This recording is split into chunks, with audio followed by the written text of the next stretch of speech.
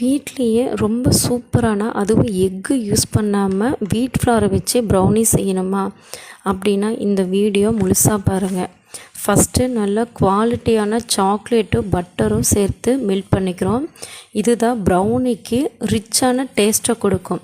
அடுத்ததாக தேவையான எல்லா இன்க்ரீடியன்ஸுமே ஈக்குவல் ரேஷியோவில் சேர்த்து நம்ம பேக்கிங் செய்யும்போது ரொம்ப சூப்பராக வரும். பேக்கிங்கில் ரொம்ப மெஷர்மெண்ட்டு தான் நமக்கு இம்பார்ட்டண்ட்டாக இருக்கும்.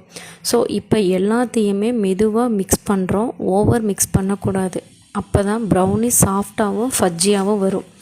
இப்போ பேட்டர் ரெடியானதும் இதனை ட்ரேவில் ஊற்றி நம்ம சமமாக பரப்பி பேக் பண்ணி எடுத்துப்போம்.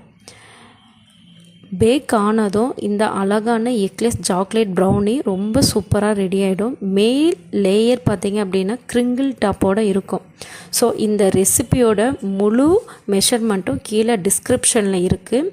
இந்த வீடியோ பிடிச்சிருச்சா லைக் பண்ணிக்கோங்க, சேவ் பண்ணிக்கோங்க, செஞ்சு பார்த்துட்டு உங்களோட கமெண்ட்டை ஷேர் பண்ணிக்கோங்க.